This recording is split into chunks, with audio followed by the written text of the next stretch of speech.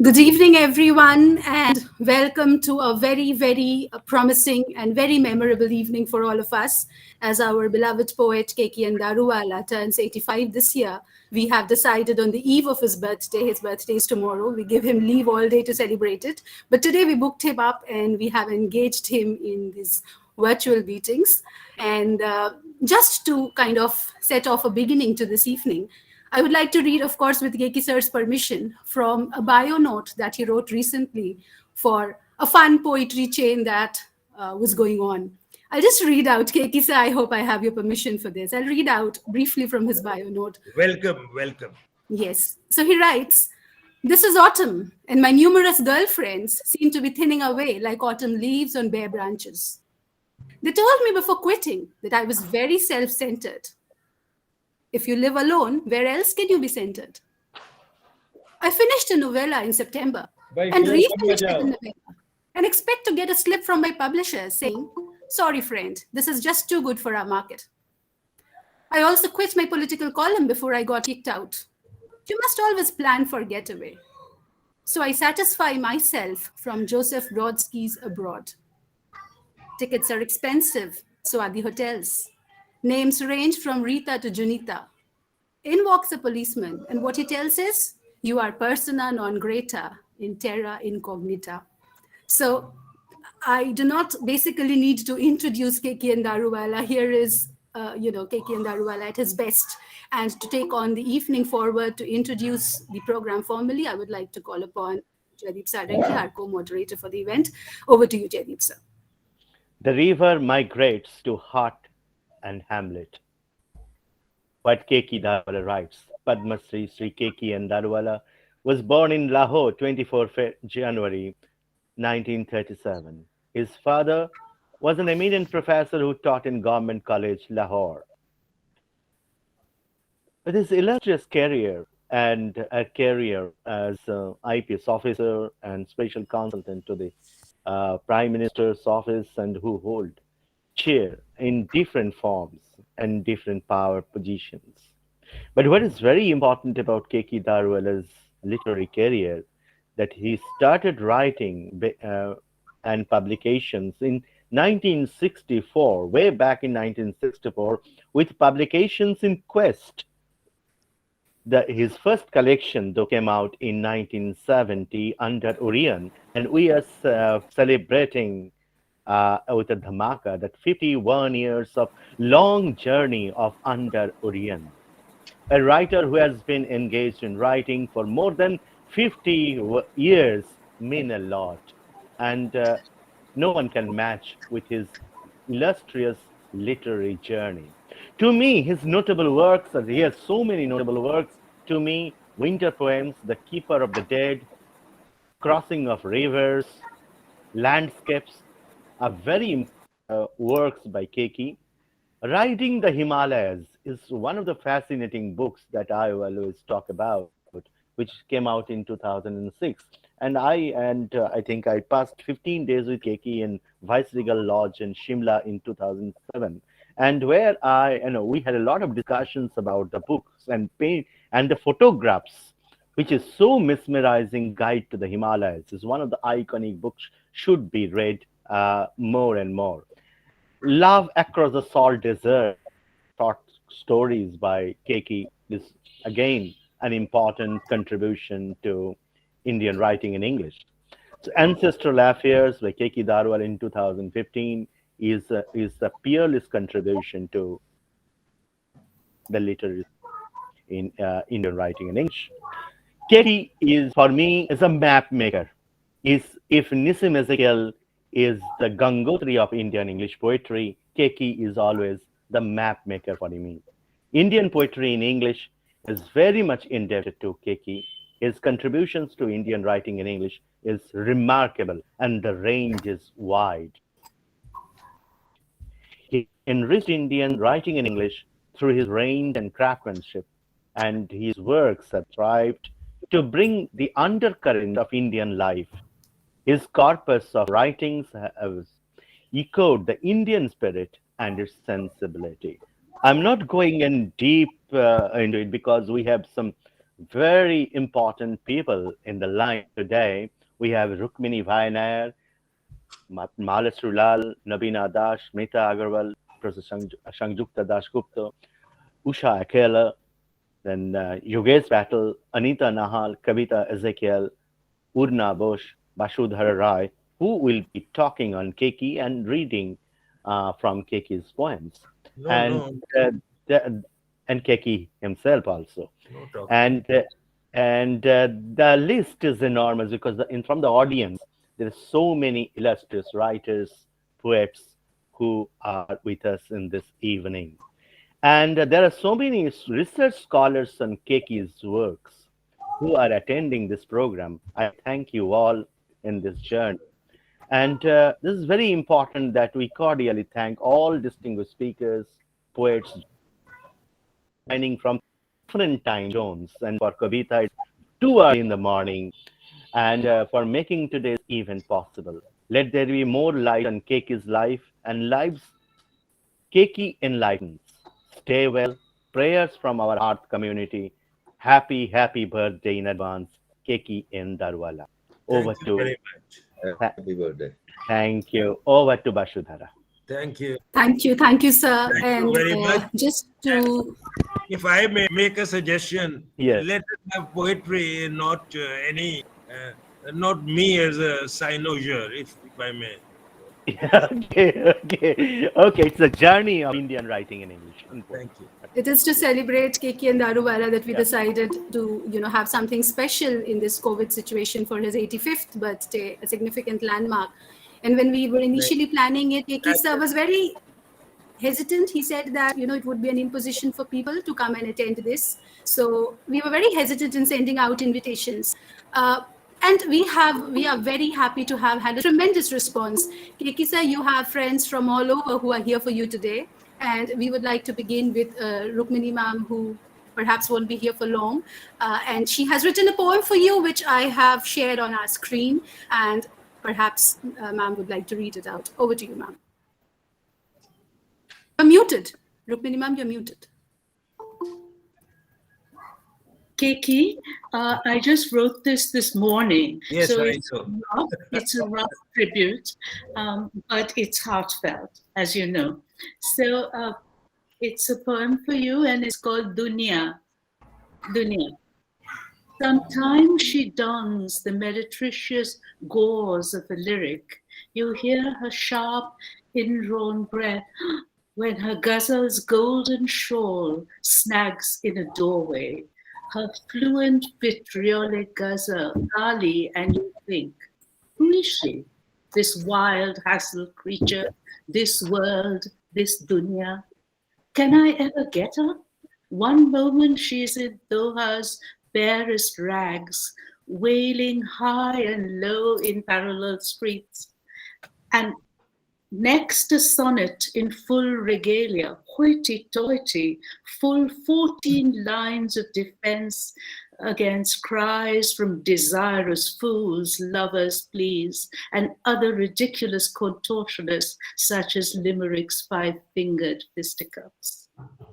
She fends off doctors and police, earnest men who fuss.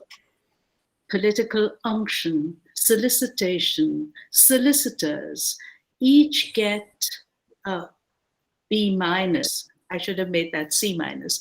But on a sudden wistful day, a birthday of sorts maybe, Dunya lights up for the poets. Ratrihari, Rilki, Keki. Thank you. Thank you for putting me in that company. Wonderful poem, wonderful poem. Thank you. Great poem. Yes, Basudhara. Thank you so much for that wonderful piece, and we hope Keki sir enjoyed it. All of us enjoyed it. I would next like to call upon Malashri ma'am to, speak a few words and to read the poems. Over to you, Malashri. Hello, everyone. It's indeed a very special day. And thank you for giving me a chance to wish my dear friend Keki Daruwalla on his birthday and to share this evening with all of you.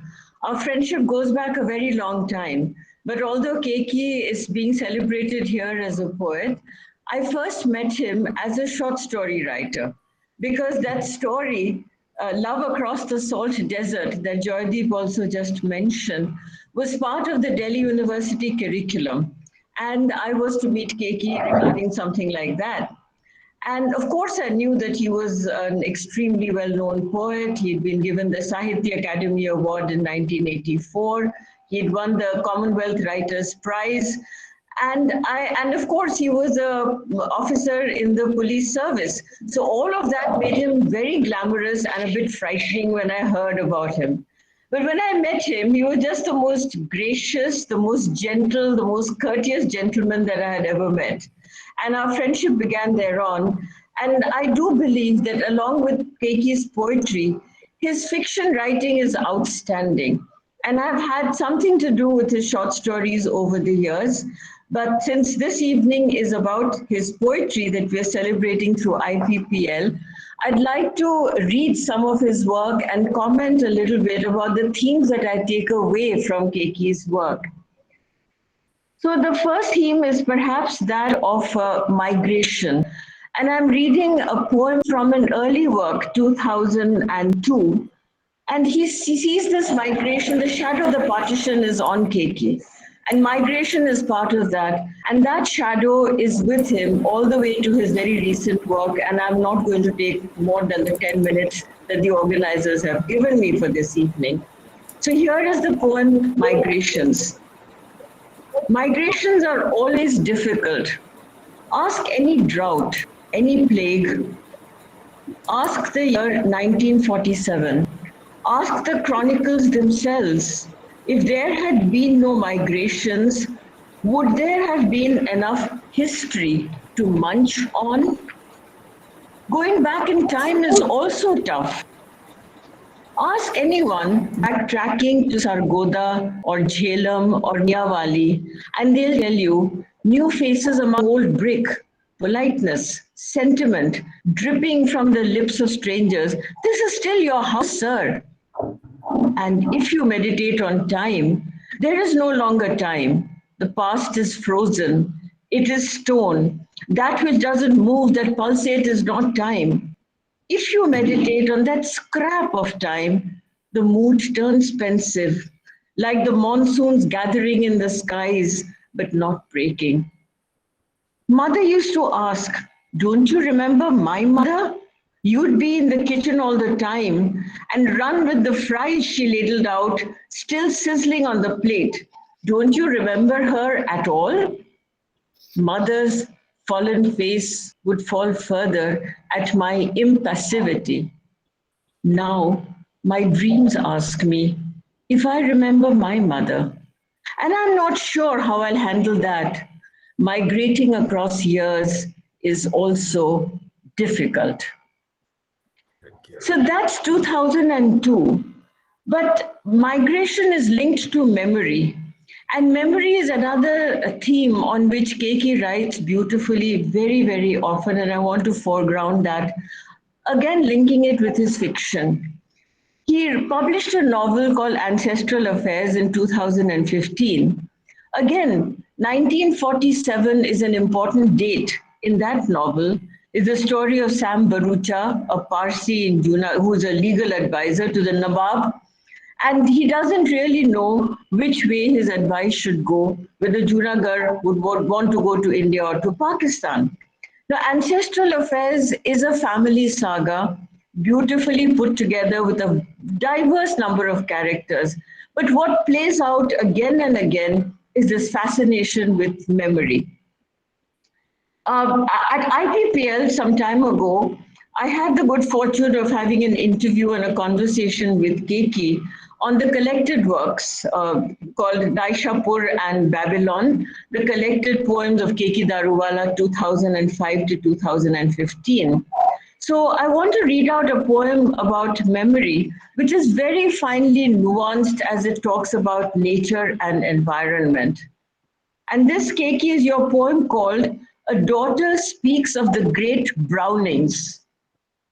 I'll abbreviate it a little because it's a long poem. I hope you don't mind that. So here's the poem. Mother, quiet till dusk, would open up at night when alone with father's memories. She'd say the stars didn't side with him, but kept quiet when the zodiac entered our house, bristling with sign and symbol. I'd taken to astrology to find out what happened to him, peer into the layers of absences our mist was made of. Daughter, you're turning Sibyl, she laughed one day. The future is a forest you'll get lost in. I couldn't tell her. I was looking for the past. The stars were quiet and never spoke to me. And then I came upon this forest and told Ma, we'll settle here. We pitched our tent there, meaning we rented the house.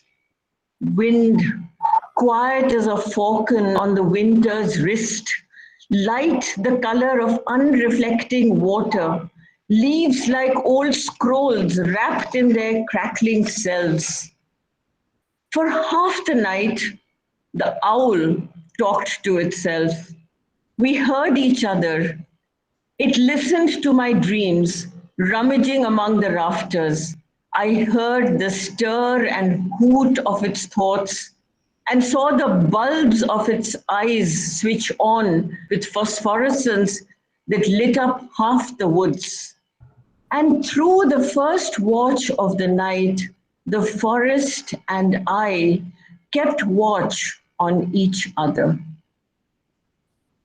It's really, Keki, one of my favorite poems. So this whole thing about memory, mothers, daughters, forests and magic, these are of course my very favorite themes in your poems, though you have a lot more there. And I don't want to read anything that I have written here because there's so many people who want to speak. But I want to say that you inspired something in me, and I wrote a short piece on Sita while Namita Gokhale and I were in Bellagio in Italy. And we found a correlation between the river goddess Bellissima and Sita. Somehow, going by the magic of your poetry, I felt that I could bring them together because mythology somewhere has a common ancestry. I learned that from much of your work. I'll come now to the third and final theme that I want to highlight in Keki's work that I value very much, and that is speaking about hope.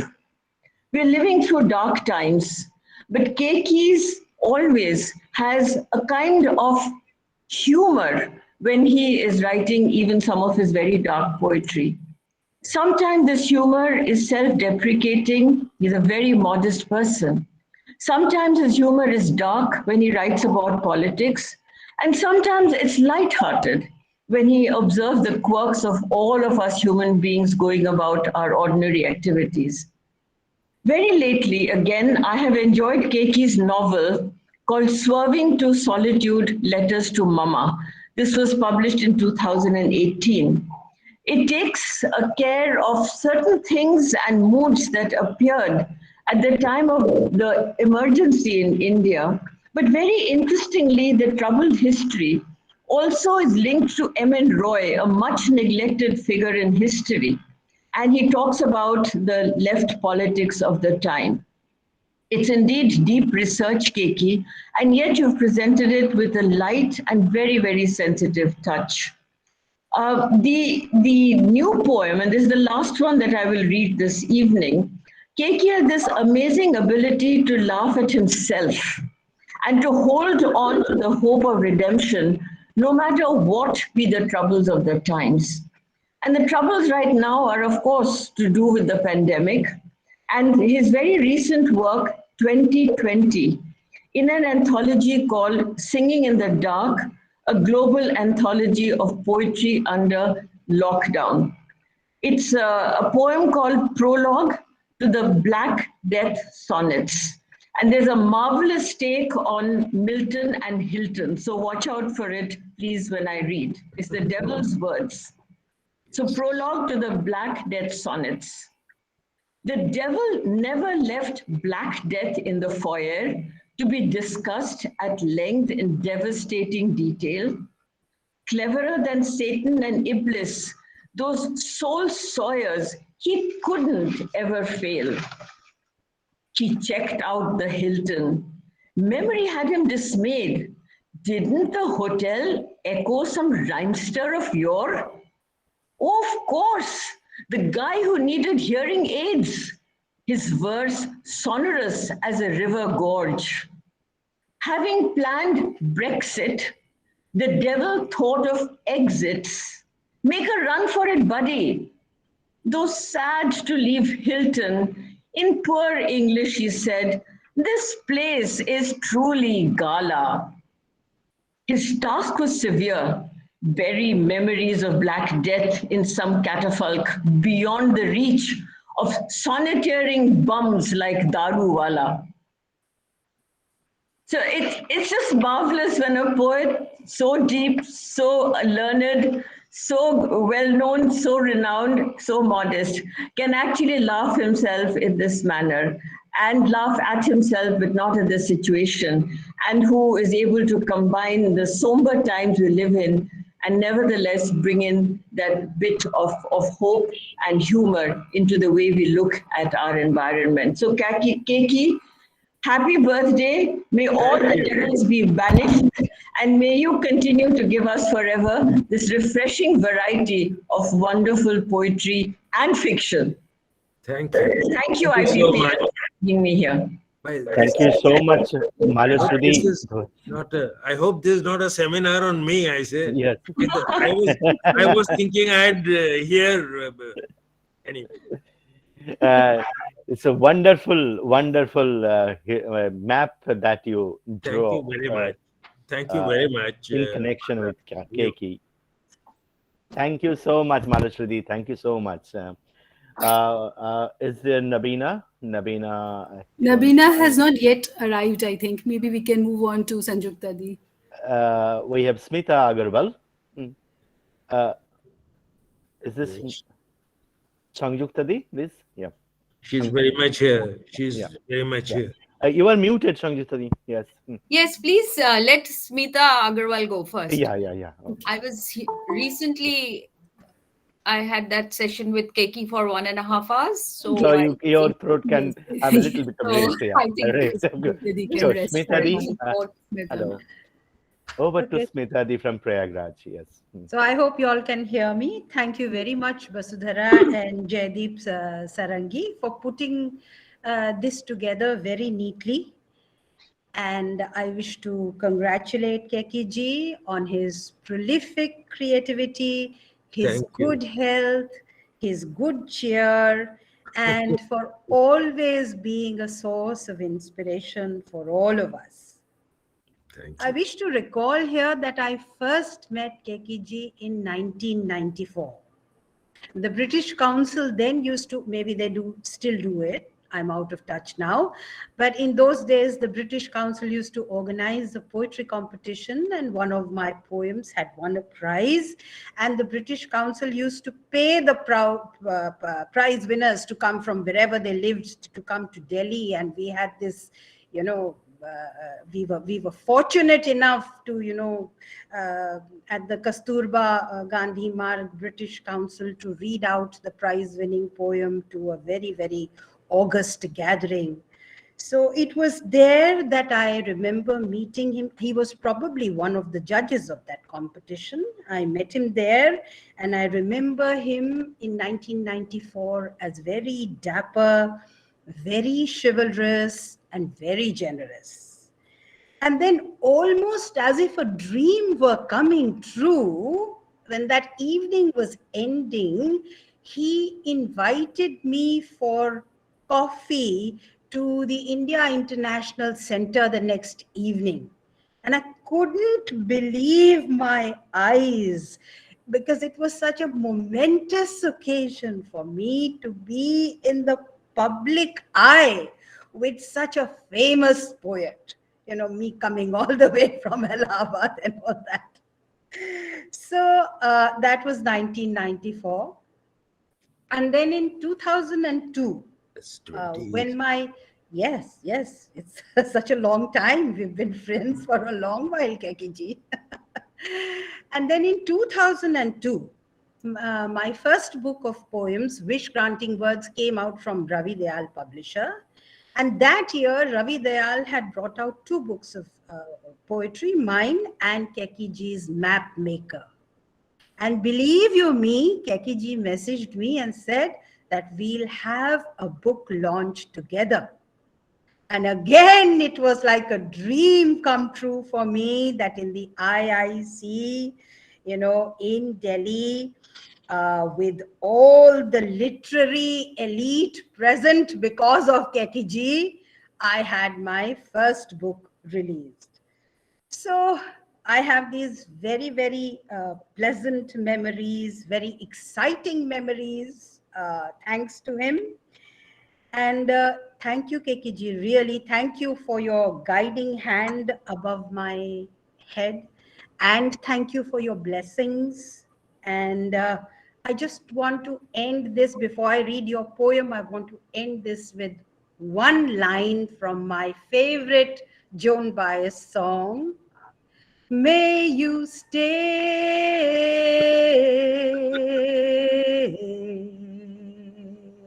forever young. And having said that, now I will read one of Keki Ji's poems from his book, Night River. I hope you know she is a very good singer. So Yes. this poem from Night River is titled Partition Ghazal.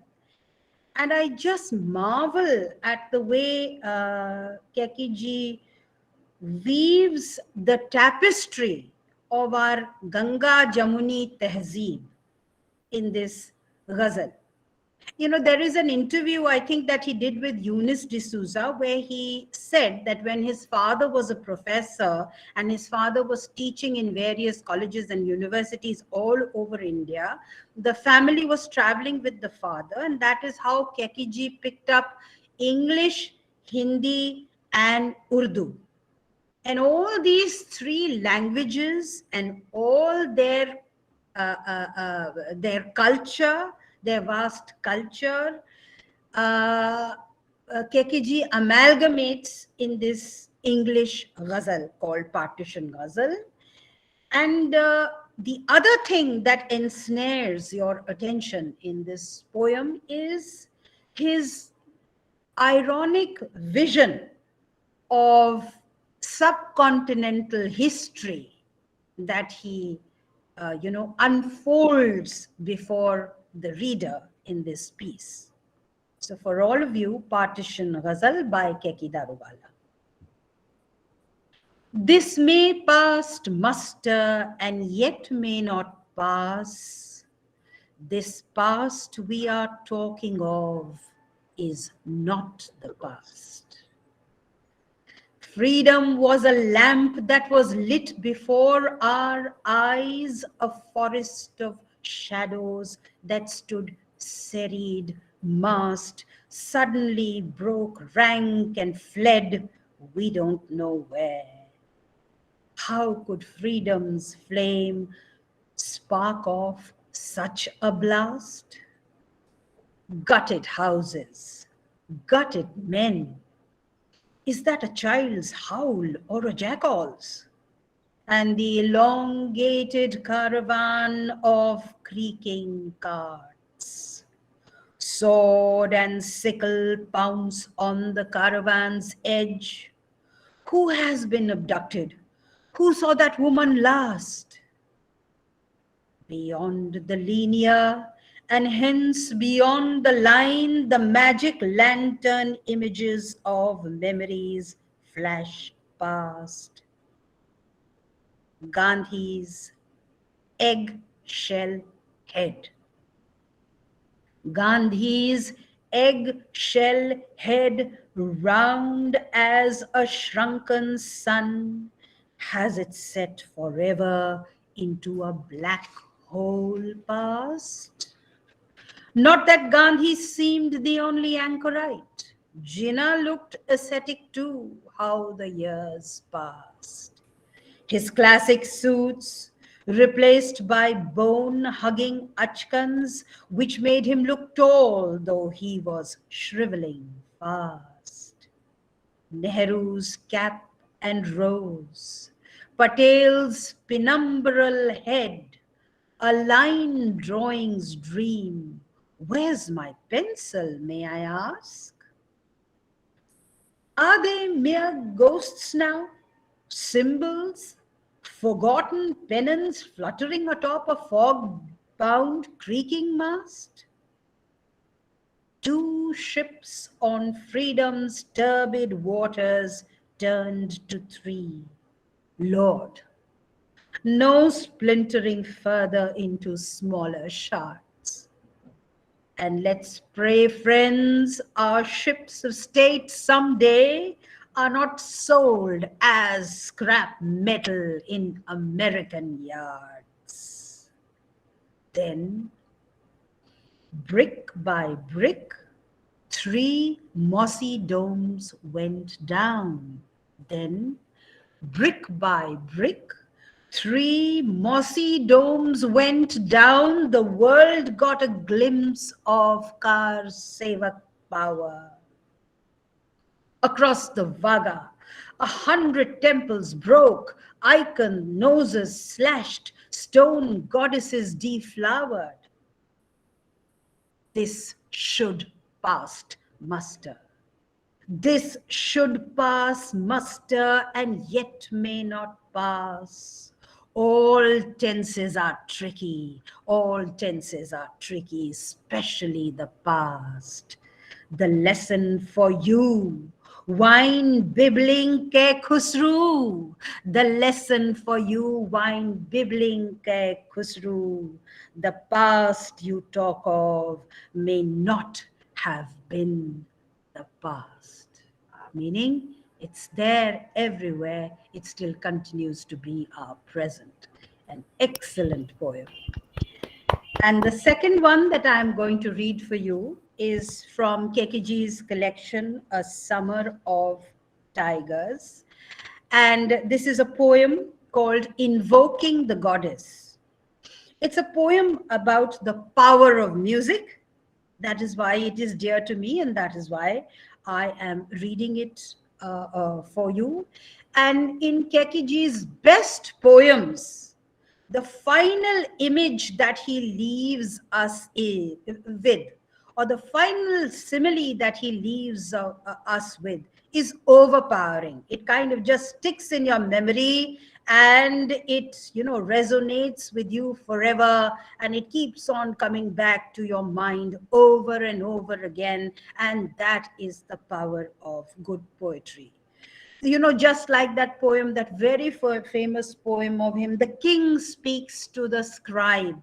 It ends excellently with that image of black buffaloes crossing a river compared to the black printed text on a page, crossing the white river of the page and communicating from the writer to the reader. So similar to that poem, the final image in this poem is also very striking. It stays with us forever. And please keep that in mind when I read the poem. So for you, Invoking the Goddess by Keki Daruwalla. It was an ordinary hill with a goat track and a small temple at the top. A hill which had never darkened to an omen or thrilled to an augury. And Kartikeya, maker of myths and intoner of hymns, sat through half a lifetime here, praising the goddess and unburdening the visions his blind eyes could not see. Words came to him humming along the strings of his iktar. The music came from above, they said, and his face took on a light on water shimmer when he sang. People, as they came halfway down the hill from the temple of the goddess, dropped coins on the mud floor where he sat. Children, the first time hurried away, frightened by the rongeurs of his snuffed out eyes. The eyes of the blind always appear larger. But notes from his ektar caught them by the wrists, and the lilt in his voice then pulled them back to him. He sang from memory, as the blind always sing, so that half his music passed into folklore. Many of his verses disappeared with him, barring the one he scribbled on a slate the day before he died. It read like a letter to the goddess. There's no escape from each other, we both know that. There's no escape from each other, we both know that. Either I crawl to your threshold or you descend on the nervous stillness that is I. I await you. I await you like a god, apprehensive of a musical note. Thank you so much, Keki ji, for this, because all of us who are fond of music are absolutely astounded by your deep understanding of the power of music. Thank you. Jaydeep, do we have time for more, or should I wind up now? You can read one more poem. Right. So then, just as you and Basudhara suggested, the last poem that I'm going to read is a poem of mine from my newly published book, Speak Woman, from Red River. And I'm reading this poem because Keki ji was so generous. He gave a resoundingly powerful and positive review to this book in the Hindustan Times. And this is the poem that he praised. He liked it very much. So therefore, I am dedicating this reading to him. And this is a poem of mine titled Triple Talaq. Triple Talaq. I'm sorry. You must forgive me. People change. I've changed. I don't love you anymore.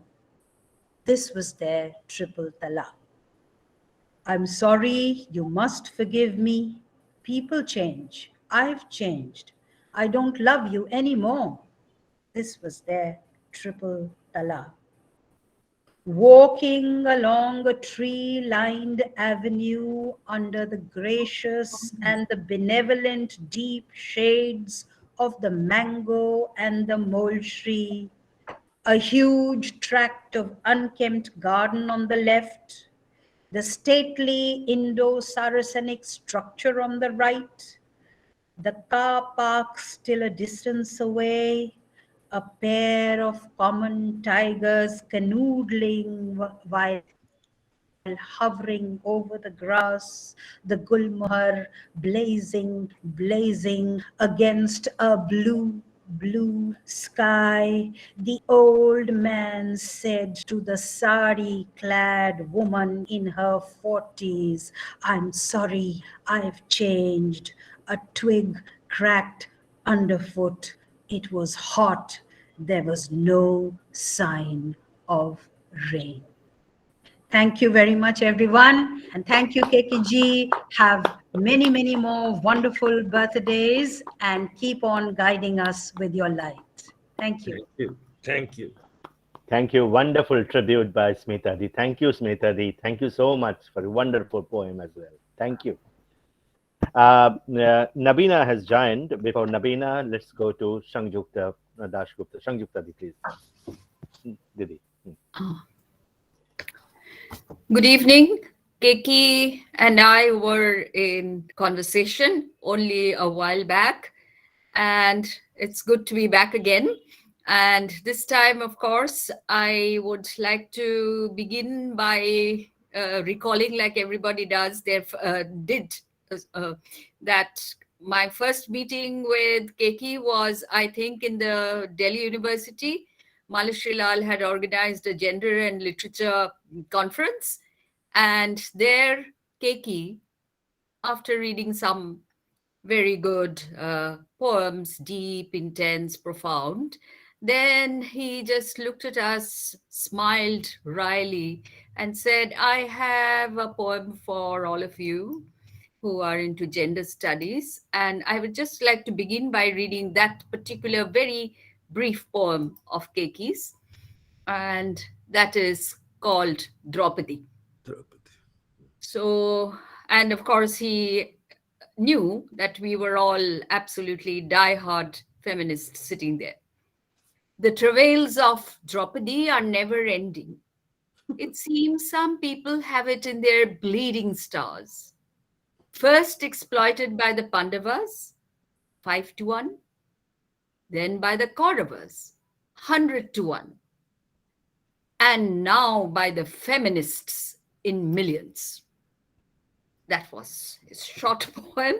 And of course, we were fascinated. I thought, this is the poet I'm going to follow from now on. Yes. So I have a great love for humor and irreverence. And with all these feminists, he just dismissed all of us. Yes. And thrust Draupadi on us. So, yes, it was a wonderful learning for me that a poet could write and also meet a gang of feminists, should we call it, Malashri? And so, and of course, write us off. The poem that I have selected is from The Night River. And before reading the poem again, let me say that Keki and I met at various conferences, seminars, poetry reading sessions, but then he came to Kolkata. And then I invited him to the English department. He read his poems, and our students said it's absolutely mind-blowing. Those were terms that, of course, we were not familiar with when we were students, but the students kept on saying, mind-blowing, mind-blowing. So, Keki, you really inspired the students, and many of them turned out to be young poets who are now members of the IPPL. And the poem that I have selected to read by Keki is from his book Night River, which he personally sent to me only a few weeks back. And I treasure this book because it came from the poet himself. And so I will read the poem, which I really admire. And it's a different sort of poem from the ones that have been read up to this point of time. It has a very simple title. The title is The Poem. And it begins like this.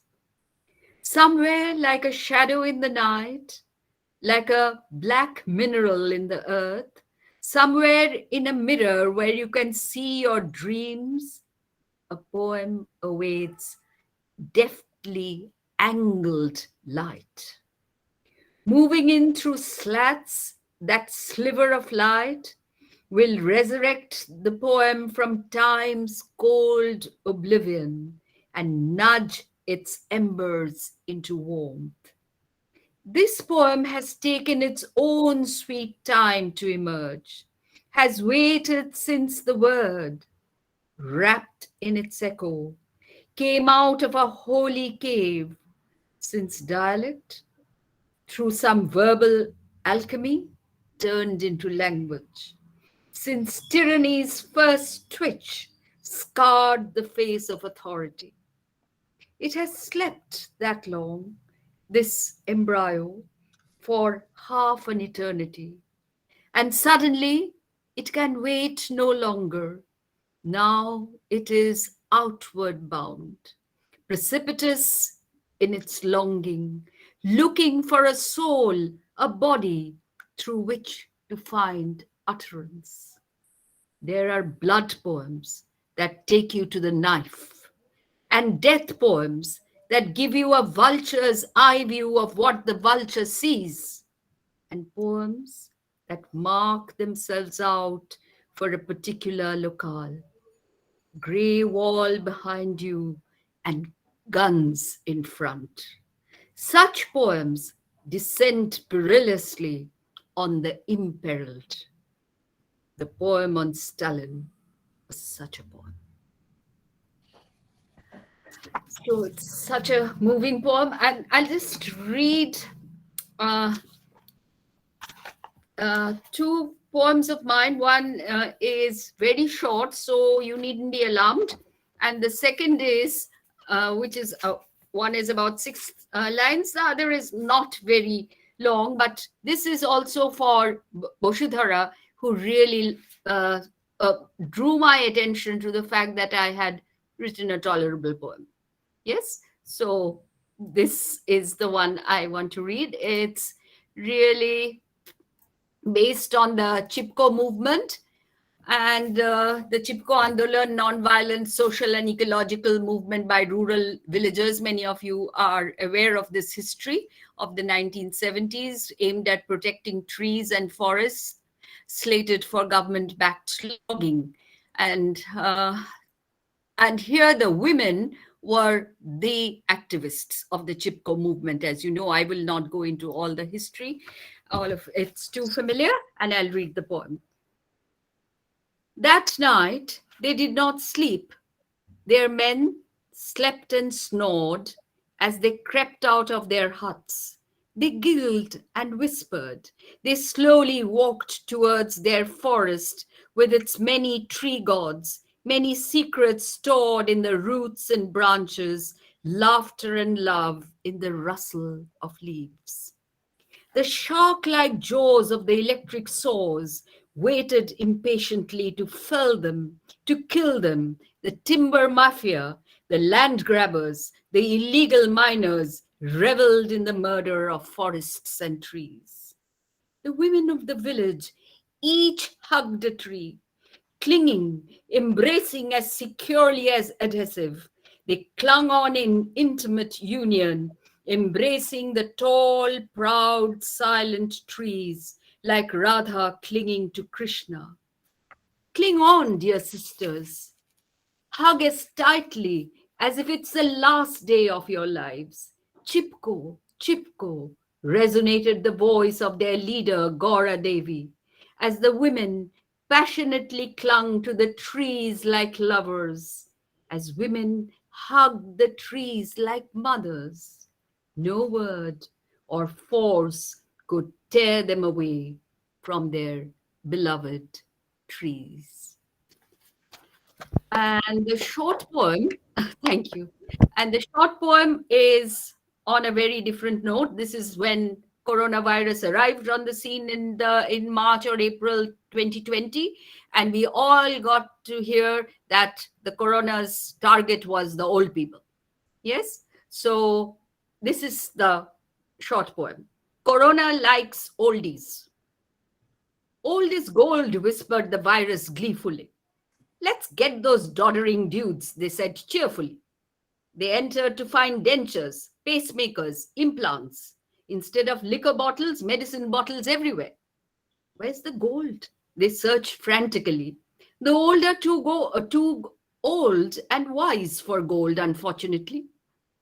Disgusting, snorted the armies of coronavirus on the kill. No fun in decimating dudes already down the hill. Thank you.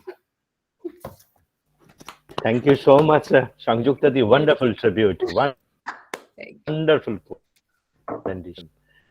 We move over to Nabina Das. I think Nabina has joined.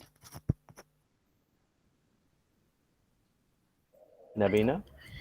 Hi, Jaydeep. Hello. Hi. Yes, the stage is Hi, yours. Basudhara. I want to apologize for joining late, and it was not intentional. But anyway, I'm here. I'm very happy. And happy birthday, Keki. Happy birthday. Thank you. I want to actually hug you. This is not the way I want to say happy birthday. You know, I'm really not a sucker for online virtual. I tend to run away from these things, and I feel bad that I might be seen as somebody who's kind of giving excuses. But the truth is, I want to be with you. I want to be with everybody out here. And just because it's Keki's birthday, I really, really felt that I have to be here, but I'm late. So please forgive me. Thank you for coming. All right. Thank you for inviting me to the party. So I haven't heard everybody, but Smita, it was so great hearing you. And Sanjukta, I've met before, and it was good hearing her too. But I'm really not sure what all people shared, but I want to just say how I came to know Keki. I think I have a couple of minutes for that, right? So Lovely to meet you, Nabina.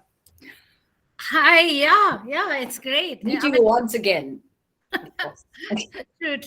True. So my meeting with Keki was really strange in a way, and because we are meeting virtually, I have to say my very first meeting with Keki was actually virtual, in the sense that I had participated in some sort of a contest like in 2010. So you can imagine how long back that is. And I think one of the contest judges were Keki Daruwalla, and I knew his name.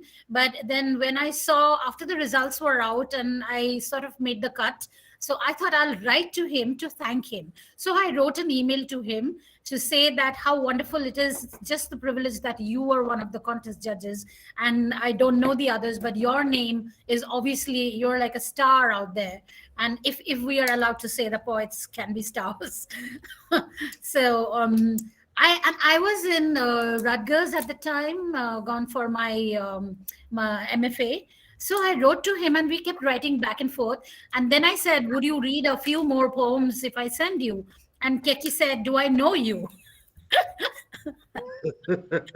You wrote back saying, I was the contest judge, that's true, but do I know you? And it's true, right? Just because you've judged somebody's work doesn't mean that's a leeway for reading more. So I was very cautious. I said, no, we don't really know each other, but I know you. I read your work, so it's really up to you. Then he said, all right, send on or whatever. So I sent my work, and 2010 to 2012, we kept on and off writing to each other.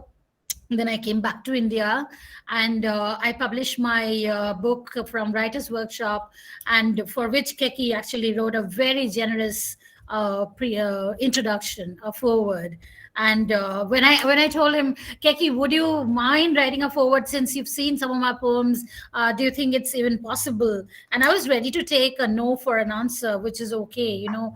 And then Keki said, well, if you stop being cloying, if you stop being too something of that sort, then I said, I think this is a great mentor I have, because so many mentors would just backpat, and they would actually not tell you what might be best for you. So here he was, out there. He's saying, yeah, stop being cloying. You're a good writer. You're a good poet, but, you need to know where you need to pull your socks up. I said, definitely, I will do it.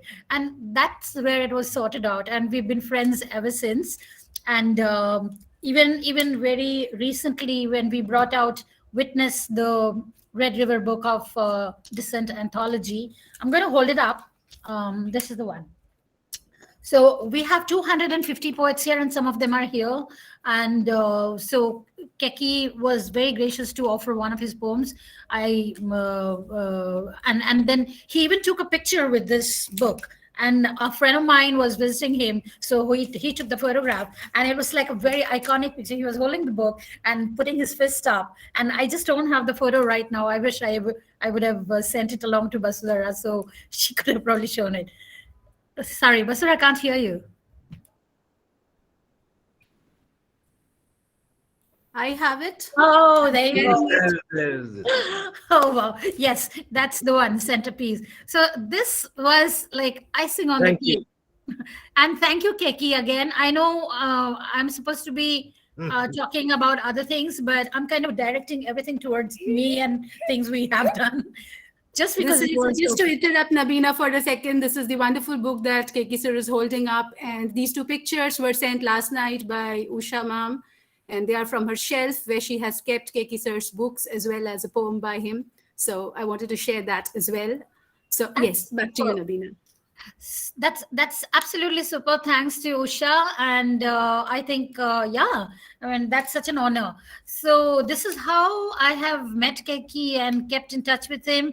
He was, he's invited. I've met him in his office too in Delhi once, but I think we still have to do that biryani, and somehow that is still waiting, right? Was I audible here? Yes, yes, perfectly. Your biryani is due, and I hope that we can get to join in on that. Yes, yes. I want to repeat the biryani is due, and that will be at Keki Daruwalla's house. And then I will get you a gift as well for your birthday. Right. So I'm going to read, if this poem hasn't been read yet, the one we have taken for witness. It's called No. Migration 3. It's from. Malashri ma'am read out a migration. That was one. Okay, this Malashri is ma'am? 3. Go ahead, Nabina. And this is from his book Nishapur and Babylon, and I've also reviewed his book, and it was such a delight to actually write about Nishapur and Babylon. It was one of the best collections that I've read. But this needs no saying, of course. Keki is one of our best poets around, just because his tone is absolutely straightforward, and he uses his metaphors in a very, very complex way. I mean, he wrote in the foreword to my book, he wrote that poetry is metaphor, but he also explained to me later is that metaphors are not just abstractions. Metaphors are not just symbolisms or just images, image after image. It's not like stacking of images, but it's something that should address the central focus of the poem. So that's why I really like this poem for our book. So here is Migration 3. We watch rain descend on the flooding river, brown rain on brown river, its muddy ripples kissing the underbelly of the Jamuna Bridge. Watch hut and shanty lining the bank move to higher perches, higher sandbanks that wobble with the damp. A sack of rained-in rice is moved. A shaggy dog droops behind the family along with a calf, its halter rope trailing from the neck. Birds are better off moving from the tundra, eyes closed, map of sky and aerial route embedded in their genes through 10,000 years of shifting from Arctic blue, ice blue to the green of the warm Geel, to water-nut infested lagoons of the tropics. As day moves into shadow and a kerosene lamp flickers somewhere in amazement at its own audacity, and the family looks at it as at a chimera, the river migrates to hut and hamlet. That's the poem from this book. And I'm going to read another poem by Keki, which I was reading earlier online on Poetry International Archives. This is a very different poem from most poems of Keki that we usually read and discuss. It's called Fish, and I think it was written in 2002, so that's long time ago. But I just thought that would be interesting to note the difference in tone, this poem Migration 3 that we read, and Fish. The sea came in with her and her curved snout and her tin-colored barnacles and long threaded rose moles patterned on her body. The sea brought her and her curved snout and her rose moles and her eyes still translucent, as if half aware and half unaware of the state of her body. The sea came in with her and her scimitar snout and her translucent eyes graying into stone. The sea brought her in, wrapped in seaweed, and slapped her on the sand, all 5 feet of her, with the armor of her scales and the filigree of her rose moles. The tide kept coming in, but couldn't disturb her on her resting place. She was heavy. The sea fell back, but even as the thin-edged foam line receded, it went to her once more with a supreme effort, rummaged among her barnacles and left.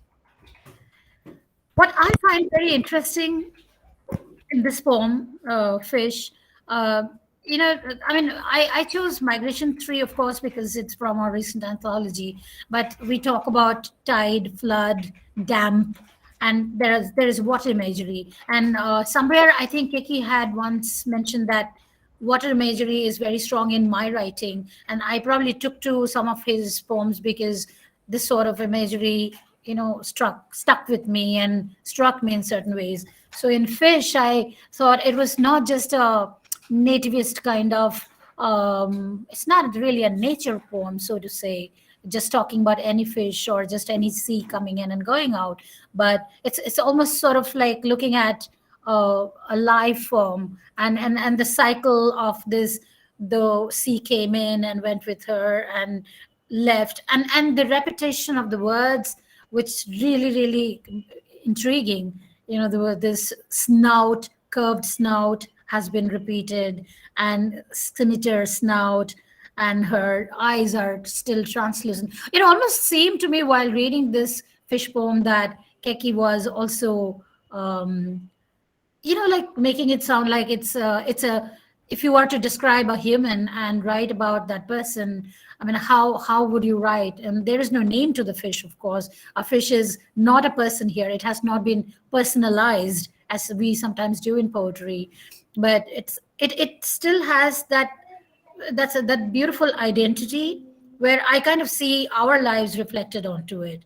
The life in nature, life of a particular minor, small, um, so-called unimportant little creature in nature. But fish is not unimportant, of course. I love fish. I love to eat fish, look at fish.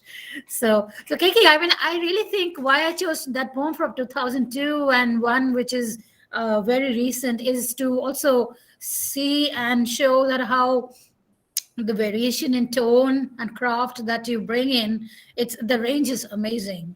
The range is amazing. The tone in fish is like so concentrated, so focused, so kind of meditative. And when we are reading Migration 3, it is meditative, no doubt, to just to see from afar that there is tide, flood, damp, and family, human family. But again, this coming in and going out of a certain elemental thing in nature. That's how I connected these two poems. So I hope I selected the right one. No, thank you so much, Nabina. It's wonderful. And the way you mapped is really amazing.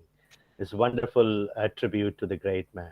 Thank you so And much. we from Nabina to Usha Akella. And we know Usha must be a very odd time of the day there. And what time is now in your part? It's not.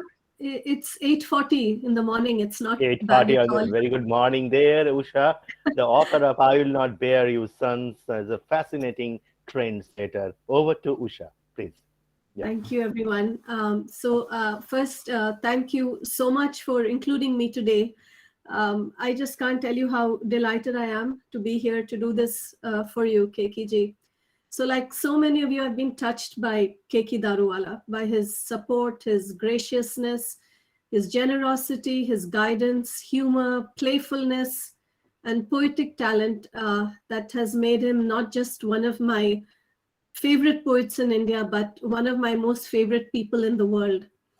It seems a lifetime of friendship has passed since 2015, when we first met in Austin at the first Matwala. I'm grateful for so much, Keki ji. Happy birthday. Thank So you. somewhere along the way, I was urged to invent a term, Kekism, to express Keki's mosaic from political to the philosophical. His forging of words, his vast scholarship, his dictionary stock of words, his very particular droll sense of humor, self-deprecation, his innate sense of irony that knows the world in its darkness and light, his searing images, scintillating point-on metaphors, his courage to call things as they are, his spacious imagination, and the vigor in his lines running his poems inexorably. A word he'd dislike, perhaps, but I must use is prophetic. that denotes a few rare poets with a breadth of imagination that yokes inner and outer in unique combinations and speaks for all of humanity in a single poem, resounding in the universe while being entrenched in its own roots. This is not a trait you can fake or imitate. It must spiral outward from a soul enlivened by the pain of life and its bewildering beauty. It is not cleverness or verbal jugglery. We have many clever poets, but few possess a deep humanity in their veins who reiterate and remind by their poems why poetry has come to be and must be. So here, raising a toast to you, dear friend, keeper of our dreams and nightmares in verse, I read from your forest of syllables that have delighted me over the years. Happy birthday, Keki. Thank you. Thank you very much. So I want to begin with a short poem. It's from his book, The Glass Blower, that I think is perhaps my favorite book. And this poem is called A Takeoff on a Passing Remark. Tall buildings impress me, the ones which cut off half the sky. I like tall stories, even though false, not the half-truth sleeping with the half-lie. I want things on a large scale, amplitudes, a sense of space and light, the great yellow eye of the train lighting up the distances of the night. Urchins, furred caterpillars, moles and fern beds are all right, but I want flowering trees, long streamers of moss, flaming parasites.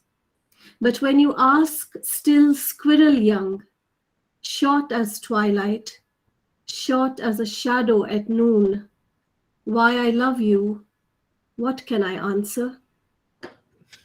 So I felt this poem encapsulates what I feel about his poetry, this ability to go into the universe and then come back to center. It's a very rare gift to be able to do that, and to do it so skillfully and beautifully and naturally.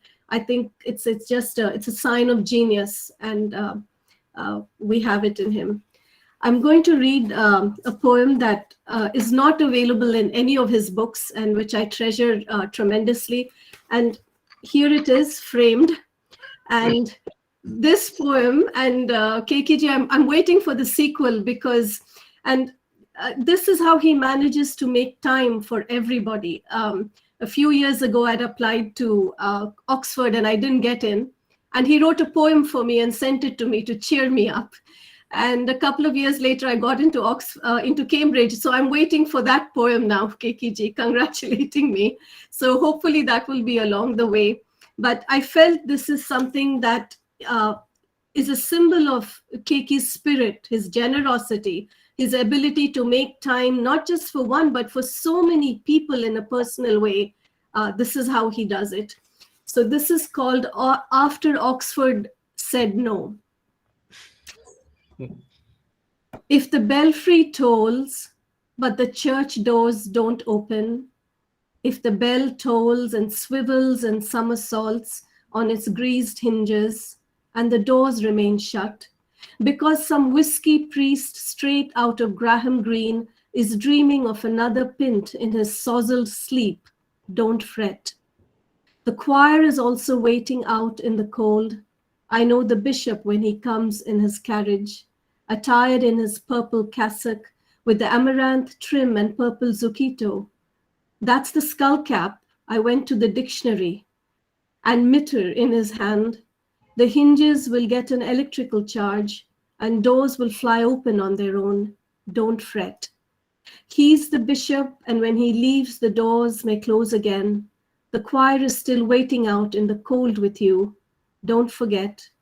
Do you see the lights entering through stained glass, lighting up the vault? That's what matters. Nothing can cloak light. Nothing can smother your voice. Nothing can still your song. Thank you.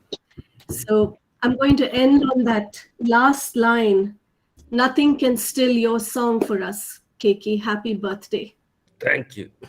Thank you, Usha. Wonderful tribute to Keki, and you mapped it so nicely. Wonderful. Thank you. Thank you, Usha.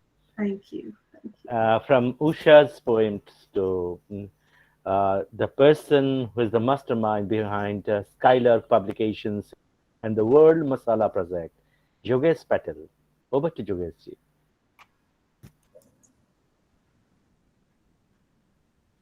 Yogesh ji? Yogesh, sir, you're muted. You'll have to unmute. Sorry. Are you addressing me? No. No. Yogesh ji, you're muted. Hello. Yeah, now it's fine. I'm not very familiar with the technology. I Yes, understand. this is audible. You're Oh, audible. Yogesh Patel. Of course. Yeah. I was just saying, thank you, Jaydeep and Basudhara, for inviting me. Sorry, I sound a bit groggy because I had a lovely festival meeting, last evening, and then the party as well. When I was in New York, Usha, actually, when she interviewed me, I had put forward an idea that I was going to start a festival, Poetry in the Park. And because of COVID, it never materialized. So now what has happened is that yesterday, it all came together for us. So it was the first series of reading in that. My connection with Keki is very, very recent. So I can't claim what all of you can, because I haven't met Keki. But it is possible that Skylark, which has started with Baldev Mirza from Aligarh in 1969, perhaps I did publish Keki's poems. And a lot of poets, sometimes come to me and say that you have published me, because I have lost majority of the previous issues now, with Baldev passing away as well. So what happened is that because I was running a series with Ars Notoria, where I'm a poetry editor, to honor some of the very iconic poets of our generation, and Keki obviously came to my mind. When it comes to India, obviously there are 3-4 poets, would immediately come to your mind, and Keki is one of them. And I had read Keki's interview Shanta Acharya took, and I think it was published in Ambit. It was a quite long interview. So that's where I originally first came to know more about Keki. But obviously reading some of the Indian poetry, you cannot escape Keki. So what I'm going to do is just read out some notes I made at the site when I was honoring him at Ars Notoria. I was fortunate to celebrate Keki at Ars Notoria. Yesterday, I had a big event as I said to you, at National Park. And what it reminded me of lots of birds, because I live around here I can see from my window, the egrets and robins and all, different kinds of birds. So that reminds me of Keki, quite often, capturing the birds in his poems. And his birds are, as I read, the collection he sent to me, when I read it, what came to my mind was that many of the birds are actually birds of prey.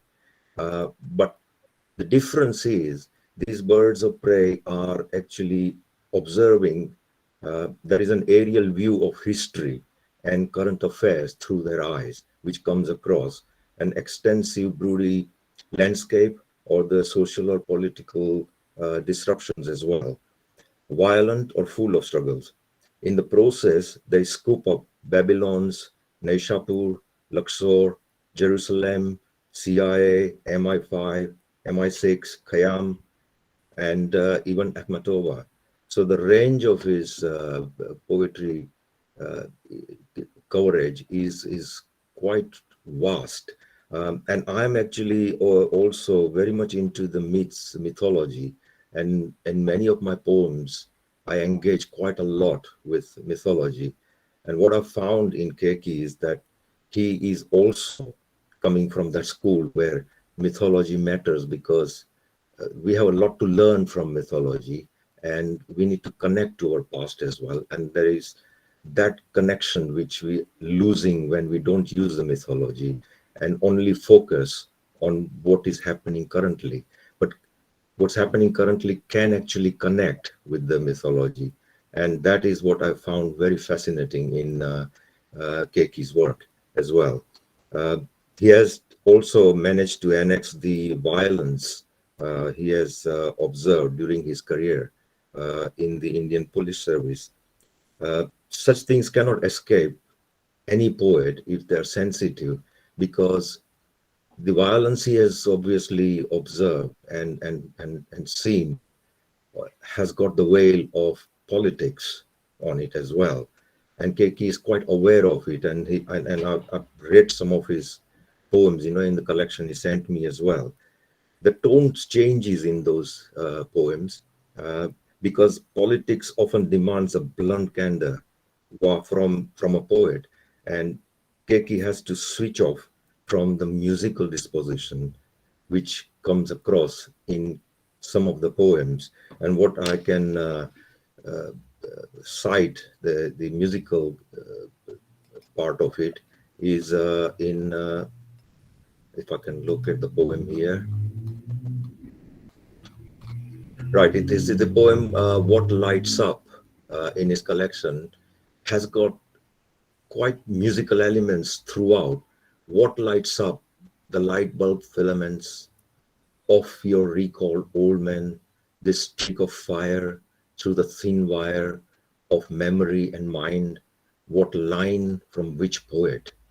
The ibex looking down quizzically at our car from cliff, the croc's stunning corrugated side hide on the banks of the Rapti as I cross the river rolling on elephant back, wary elephant treating riverbed like a mine trending diagonal across the current. So the imagery that comes across in his poem is also quite musical to me, and that's what uh, for me is something to take from his poetry. Um, Instead of I've been asked by Basudhara to also read one of my poem as well. So before I conclude, I'll just read one of my poem, which also relates to the nature, as Keki quite frequently does.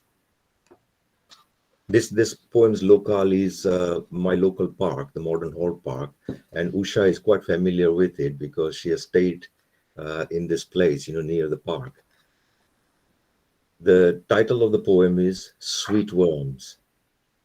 I'll take a pen with me, draw around trees onto sky, illustrate branches, give them nests, herons, wrens with machine gun trills, warblers fluting in allegro, and goldfinches with verses. And to mystify where I think I belong, I'll use high direct charcoal darkness. I'll sketch the Orphic egg to hatch in one of the nests built by a migratory passerine. The trees branching as sky veins still also need a flock. So I'll draw the nomadic birds like the ones that sing of sweet worms from back home. To make them aliens, I'll dub them in smudges, pulled out of the African forest like me. They would have flown oceans, miles, tearing through lightning whipped clouds, dodge Kodomodomo like winds, forgotten their nest, now hunted as Actian. Therefore, I'll also draw mega zoom binoculars to show you how shivering bodies take them from one nest to the other to compose new tunes. So, thank you. There is a connection, so with Keki, and I would Thank really you look so forward much, to Yogesh. today. Yeah. Yeah, thank you. And I was looking forward to coming to India, because last time I came to India was in 1994. So for me, it is a great privilege to be with so many stars of India gathered here, to wish Keki his, on his 85th. So happy birthday, Keki, and my best wishes for you. Thanks very much. Thanks very much. Thank you very Yogesh. much, Take Yogesh, care. sir, for Thank you this. so much. Thank you so much for a wonderful And, tribute to Keki. we have, a few more readers. We would be very happy, for us to read. And I would like to just put out the order. We have Urna, we have Anju Makhija, we have Kavita, Ezekiel, and Anita Nahal. And we'd be very happy to invite them in this order to speak or say a few words about Keki sir, or read a poem. It's up to them. So Urna, Read we'd like poem, to begin. not poems. It's up to them, Keki sir. Today is our day, so we accept the privilege. Urna, over to you. Yeah, hi, can you hear me? Yes, perfectly. Thank you so much. I'm delighted and honored to be in this poetry party for Keki ji's birthday. And I think this is the way that we can now party online. I have known Keki ji forever because I've been reading his poetry ever since I was about 13 or 14 years old. I got to know Keki ji on a one-to-one level when I asked him whether I could interview him. And I loved what he said. He said, as long as you don't ask me goody-goody, namby-pamby questions. And that kind of set the ball rolling. All of you here have covered so many aspects of his writing, and it's been an enriching evening. I would like to read one short poem by Keki ji, and the reason why I love it so much is because of his exploration of wit. And wit is like a well-made dish. It can be, if you overdo it, it'll burn. If you underdo it, it'll be raw. Wit is a very difficult skill to handle. And I think Keki ji does it with a certain deliciousness that is only, his own style. And so without further ado, I'll read this poem, which is called We Knew. Keki ji wrote this poem on 30th December 2019. So there's a reason why I'm mentioning the date. It's called We Knew. The rooster would announce, night is over. It took its time. That light would break through fog. It took its time. Love and pine needles would light a spark. They took their time. She'd come after dusk darkens and windows light up. She took her time. The year would end with a poem. The year would end with a poem. The year took its time. The clinching line would come at the poem's end. It sat at the door to chat with the passing year and never came. So that's Keki ji, and how beautifully he's explored time, waiting, and what we all writers and all of us poets and writers know, that sometimes the lines and the words just don't come no matter how long you wait for them. So so that's the poem that I want to read for Keki ji. And I won't read my poem, that I'll read some other day when we don't have so many poets. But thank you so much, Jaydeep sir and Basudhara, for having me. This is so lovely. Thank you, Urna. Thank you very much. Thank you very much. Anju Makhija. Thank you. Anju ma'am, are you here? You are here. Can you join us? Hello, Keki. Hi, Keki. Happy birthday again. Hi, Anju. How are you? Long time. Really missing you. Old friend. I'll just keep it a bit personal and maybe humorous because we've heard a lot of poetry.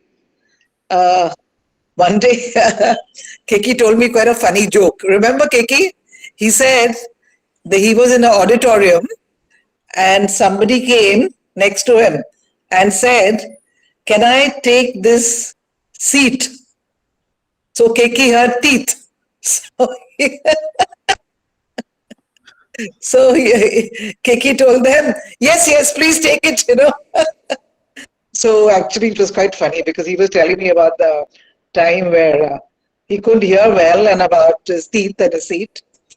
And you spoke of humor. That's also Keki for you. A very direct humor or a very indirect humor. And the other instance, Keki, comes to mind when we were in Bangalore for a seminar. And Keki had just had his little operation for the heart.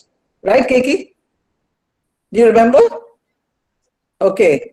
So when he came there, he said, now the doctor has allowed me to have one drink. So I'm quite happy. And then he came early, like before at least I had landed. And I was concerned that I should be there when he comes. And it was around 2:30 with the Bangalore traffic. So when I got there, I said, khana khaya kya nahi Keki aapne? He said, no, I was just waiting. I said, what? You just come out of a situation. You're waiting for food. You could have told somebody to give it to you. And that is also Keki. He never thinks of himself. All of you all must have spoken about that how giving he is. And I said, Keki, but now at least we should have asked somebody for lunch. He said, no, it's okay. I don't want to be too demanding. So what is it demanding to have lunch, So I think if Keki has written so many books, it is also possibly he doesn't take himself too seriously. I don't think, and when I say he doesn't take himself too seriously, that also means that he is concerned about life and what is happening around, obviously. But I think so many of us keep on making this mistake of trying to somehow satisfy our ego, And with that, we either get tired, we cannot write too much. We're always worrying whether it's good or not. How will it be received? What is my position in the poetry world? What is going to happen? And I think with the social media, that has really got out of hand. So I think the word that I would like to use, Keki is. He is. He lives a lot in the present. Obviously, he's talented. I mean, there's who's going to even question that? But I think what we as poets, at least I've learned, is this ability to just be and to share without caring about one's own position, place, not only in poetry, but even in the universe. And that takes not just an ordinary word like humility. It is almost a blessing, I think. So, do I have time for a poem, Basu? Yes, you can read a poem. Yes, sure. Certainly, ma'am. Okay, Keki, I'll take you back to the Kala Ghora festival. Remember? Yeah. About 5 years ago. Yes. And his book had come out, Fire Altar. Are any of you all familiar with Fire Altar? It's got a subheading, Poems on the Persians and the Greeks. So I had at the time interviewed him at the festival, and it was rather, it's not an easy book at all to read or to ask questions about. It's obviously very historic, but I kept on looking for something personal in this history. And here's a poem which I think might be okay for now. It's a very short poem. Just give me a second.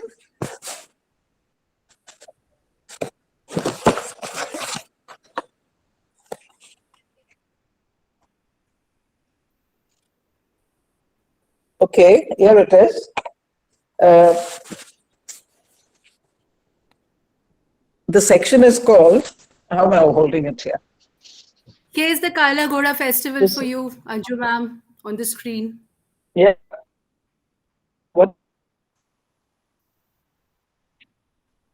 Okay. Okay, so here goes. This is, sorry, just a bit of, I think I've lost you guys. Are you there? Have I Very lost much, very much. Please go. you? Yeah. Okay, well, my screen has suddenly shrunk Yes, and now it I'm trying to expands. share a Please read, picture please of read. yours with Keki sir Please at the read. Kala Ghoda festival. That's what I'm sharing on my screen. We are Madam, still please here. read. Oh, okay. Well, okay. Since you have it, I didn't have it. So, Yes. okay. So, I think this is a section called Firdausi Remembers. And I think at the age, Keki, you are in, Firdausi, of course, is your friend. So I think you like this poem. That's why I'm reading it. Not because I like it, because I don't know better. Okay. I am fatigued, fleeing one hideous, I am fatigued, fleeing one hideout for the next. And I am old, my beard blizzard white. Regrettably, my thoughts are still on gold that the king owed me and paid, but not quite. From Herat to Balk, his agents are broadcast to snare me. An ordinary poet could have cooked up something, exchanged his face for a mask, donned a beard. But I, who chronicled kings and wrote the great book, how could I be cloaked in anonymity?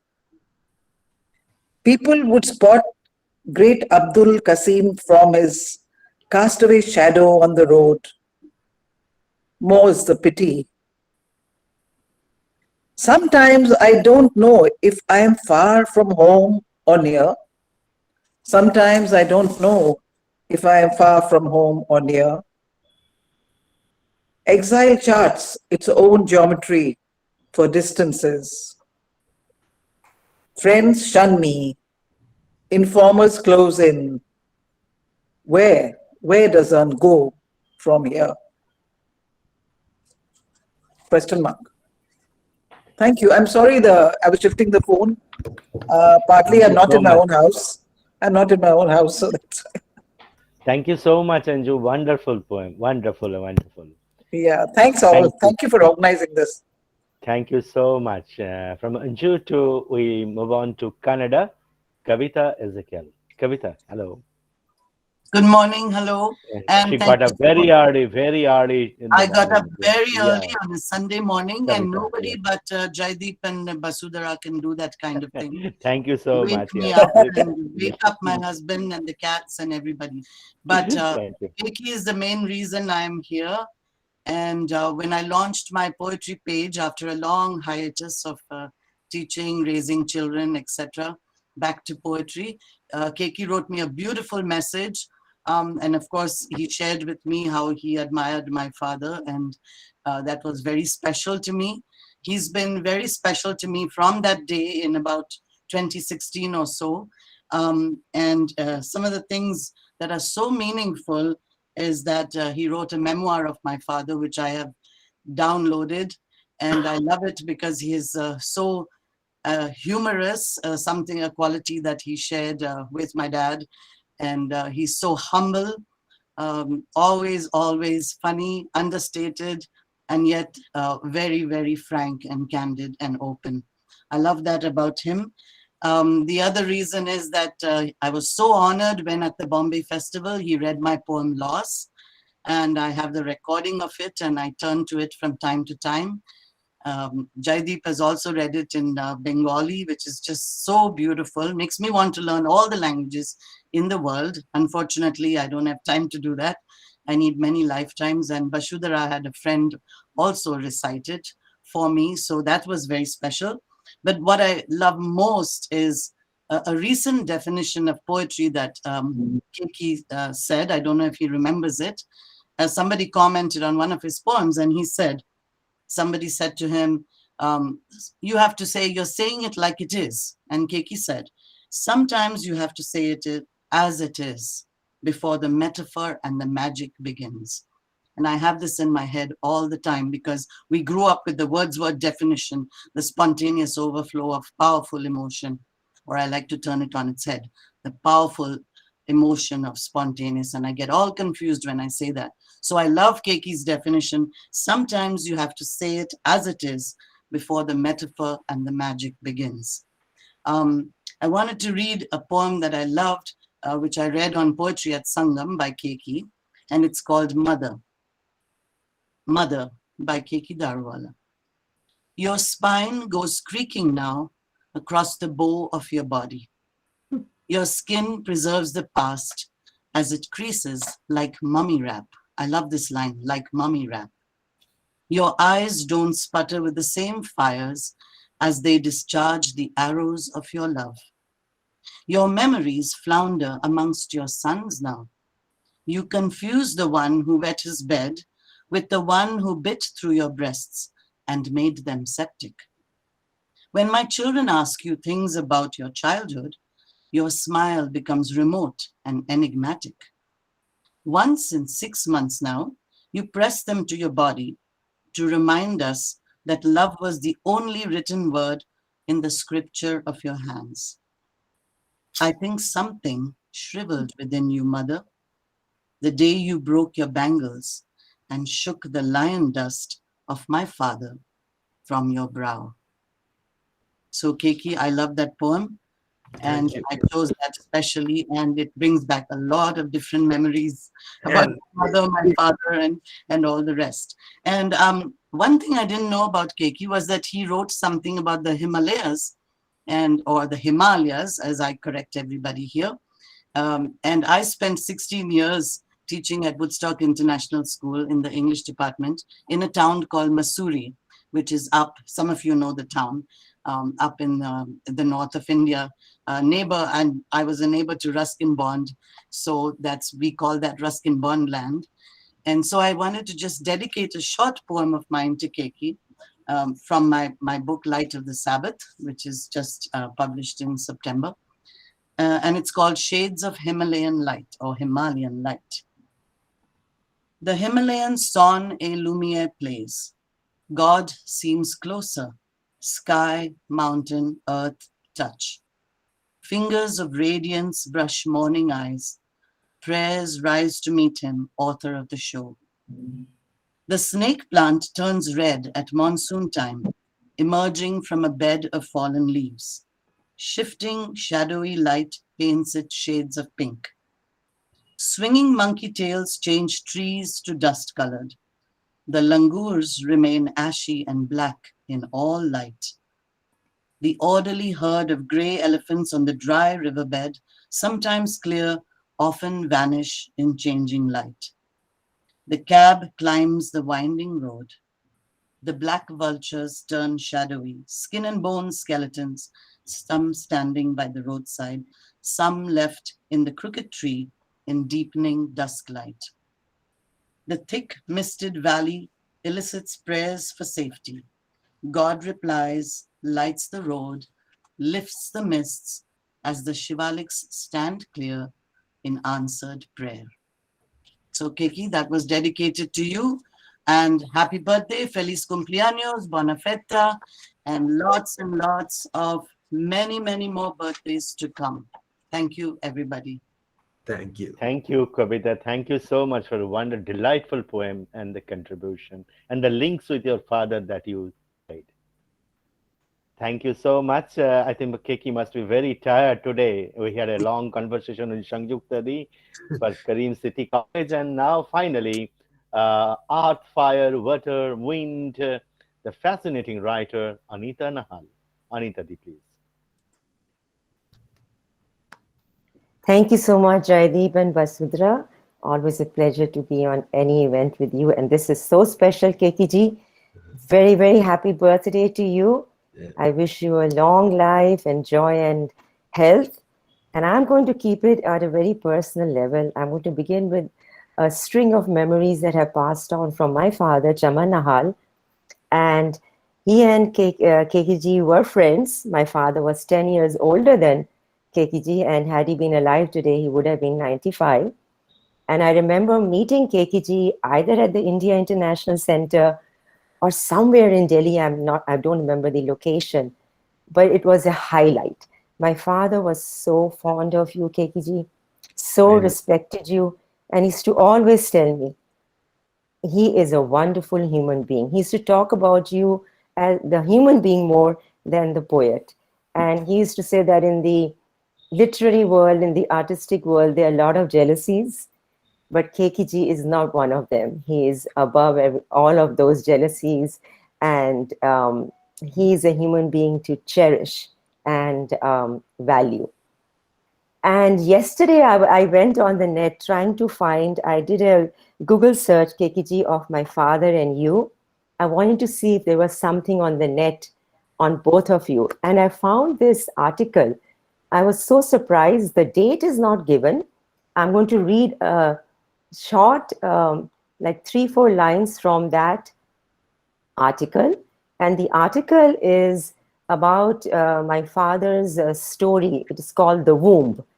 And I had actually forgotten about that story. But going down in the 4th paragraph, the writer, and this has probably got to be sometime around, I would say, the 1970s, at least from the paragraph that is given here. And he says, the author says, among the younger generation of short story writers, and I was also intrigued to find the reference or, the mention of short story writers, because I have myself and my father looked upon himself as a novelist. He did write short stories, but more a novelist. And I've also known you more as a poet. So this was really enlightening. And that's why I wanted to read it out for you. Among the younger generation of short story writers, the prominent ones are K. A. Abbas, Anita Mehta, Joy Sen, Raji Narsimhan, Manoj Das, Keki Daruwalla, Chama Nahal, Jayant Mahapatra, etc. The short stories written by these writers cover almost every aspect of Indian experience. So it was really wonderful to find this reference on the net, which is a mention of you and my father. I am really lucky to carry the legacy of friendship and memories passed on my father, and I have created my own memories with you through poetry. And recently we were both on a session held by Debasri's Lahiri from Osmania University on the partition of India. It was an honor for me to be on that session with you. So I will conclude with that, because I know so many have read beautiful poems of yours. I just want to wish you once again a lovely birthday, a blessed life with joy, health, and peace. Wonderful. Thank you. Wonderful connections that you made with your great father and Keki. Thank you so much. And it must be a very tiring day for Keki. All our collective prayers and wishes, greetings for wonderful, wonderful birthdays ahead in time. And before we conclude, let's over to Basudhara to read a poem, and she will conclude the session with vote of thanks. I rarely read a poem. I don't know, I marked out one, but then I thought I will not. Just a second, I'll have to quickly look that up. Should just... Sorry.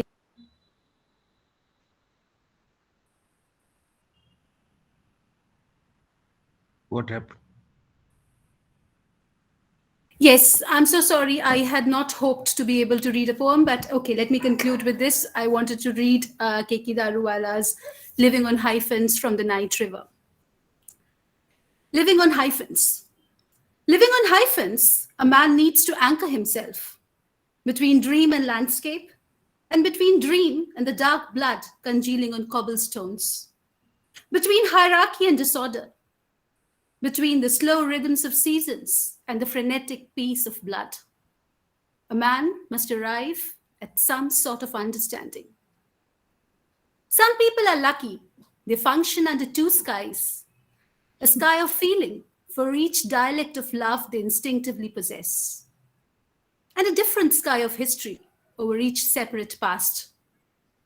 Between the face and the mask that looks better than the face, between love for the land and hatred for the times, between the smoke one lives in and the hope one lives on, a man, a woman must come to an understanding. But happiness lies in the familiar, in the penumbra one can sense, not soot from the heavens necessarily, and the grit encrusted air, but yesterday's blue space still pulsing with yesterday's light and radio signals. Happy with just one boxed-in sky, one feeling, love, one sense of loss, one window, despair. Thank you very much. We are not ending on despair today. We are ending on celebration. We are ending on rejuvenation.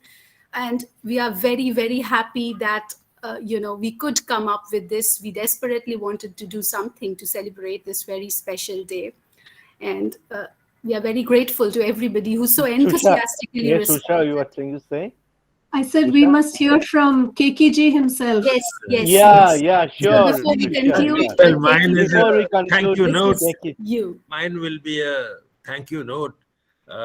Most of the speakers who have spoken are very old friends. After all, we are all in the same stream, the same literary stream. So we have to be old friends. There were others. There's, for example, Mr. Patel, and he talked about Skylark. I heard of Sky. You don't mind if I'm being slightly anecdotal, if you don't mind. I heard of Skylark when I was at Struga in the first time I went to Struga. I've been there twice. And I think that was in 1985 or 80s. And there was a Welsh poet. I have a book by him, so I'll remember his name, but at the moment I forget. And he talked about Dylan Thomas, Those were 50s and 60s were hard days. People didn't have many clothes, much of money, and he would walk off with people's shirts. He stayed with someone and walked off with his pants, and the fellow, and the man saw him a few days later, and he said, Dylan, aren't those my pants? And Dylan unzipped himself, half of it, and he said, do you want them now? And he said, no, thanks. Such stories one came across, now and then when you had these poetry gatherings. Anita Nahal, I remember her father very, very well. I went to his talks. Even at the Sahitya Academy, and he would call me to, I don't forget where the place is. And our house in Kalkaji Extension? Yes, Kalkaji Extension. Okay. Yes, somewhere there. And I love to, be there, hear him, sometimes speak myself. And for example, Anju Makhija, I still remember the first call she ever made. And she said, would you like to come and talk about my poetry at the IIC? I'd never, she was just back from Canada. And then, of course, we were members of the same group, the Sahitya Academy, and we went to many places and interacted so well with them. Usha Akella, of course, from 2015, we stayed at, we means a lot of poets, we stayed at her house, and she put up a very fine festival. And the festival is going on, I mean, every year, and it does a lot of good to a lot of diaspora writers, especially poets. The last session was in New York. Am I right, Usha? Yeah. Yes. Yeah. So, and Urna, Bose, I met with. Well, we are cyber friends, and I have done a interview session with her writing, and I hope to do a CD with her. She reads poems very well. She is very good. She must be a very good poet also. I haven't seen her poetry, but she is a very good, if I may use the old term, reciter of poetry. Formerly, we used to recite poetry. Now we only read poetry. So thank you very much, Basudhara. She has been, am I pronouncing you correctly, Basudhara? Keki sir, that has had so many variations. Anything you pronounce would be fine, you know. Okay, because I heard the people pronouncing you differently. Anyway, so thank you very much for taking all the trouble. And of course, I shouldn't forget Kavita. I had each time I went to Bombay, I went to Nissim Ezekiel. He started as a mentor. I remember I was in Joshimath, 1963 to 66, and I wrote a letter to him and sent some of my poems, and he said, and he wrote back a very fine letter. And then he says, as far as your poems are concerned, I don't have much to say. He didn't think of much of the poetry. That was in 1964. And when I went to Bombay in 1966, he was ready to publish a book by me. So in 2 years, that snub must have triggered something. I used to also get the poetry magazine, and it used to cost what, 7 rupees, 7 rupees, $1. It used to cost $1, and $1 was 7 rupees in those days, 1963. And the first two issues, or first three issues, were terrific.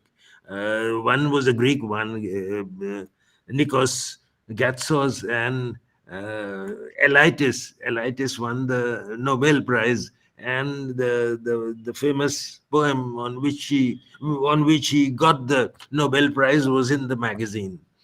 So it was a good time. It was a good time, and it was I was living in a tin shed, and once a panther jumped on the roof, and the tin roof is sloping, and my dog went chasing after him. I had a white Alsatian, silly of him. Anyway, we got him back, and the panther didn't do us much harm. So that was it. One has lived. Sometimes I am embarrassed. I remember my chief, Mr. Arankau, and he was, I think, 83 or 84, and he told me, Keki, I'm embarrassed. I said, why are you embarrassed, sir? And he said, I'm still living and my friends have gone. And he was younger than me. He was younger than me, and in age that time. So it has been a good journey, and it has had I've had my ups and downs, more downs than ups, but there it is. And I'm now thinking of my short stories. I've called them long stories, and my publisher has split them up. I don't know why. He says he wants only 7 stories to start with, and the other stories are going to come later. and I have a poetry volume starting very pompous heading, Landfall on Canto 10. I don't know. The critics are going to pan me for this, and it is on Dante's 10th canto of Inferno.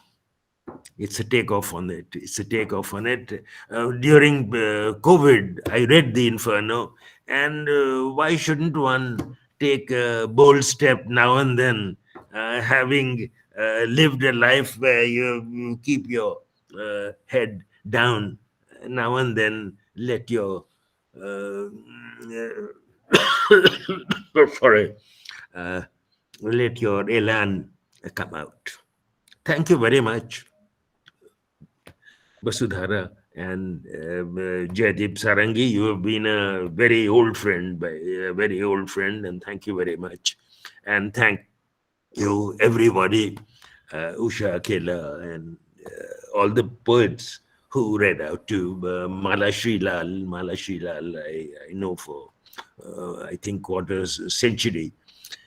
Thank you very much. Great feast of ideas. Thank you, everybody. Thank you. Thank you so much. Thank you so much. And Basudhara. many happy returns of the day. Hold on. Thank you. Thank you. And since we have a couple of singers here, Smita ma'am is here, and Sanjukta Di is here. Nabina also sings very well. Could we have a birthday song to conclude with? Yeah. Yes, please. Sorry. Yes, Smita ma'am, please start. You are muted. Oh, sorry, I couldn't. Happy birthday to you. Happy birthday to you. Happy birthday, Jaydeep. Happy birthday to you. May God bless you, we pray. May God bless you, we pray. May God bless you, dear Keki. May God bless you, we pray. Many girlfriends to you. Many girlfriends to you. Many girlfriends, dear Keki ji. Many girlfriends to you. That brings it to a grand circle. We began with Keki Daruwalla's bio note, where he was lamenting the loss of his girlfriends like autumn leaves. And we are on the brink of spring, and everyone is coming back. So wish you a very, very happy. Very happy. Thank you very much. Thank you. Take care. Thank you, Basudhara and Jaydeep, for organizing this. It was wonderful. Thank you.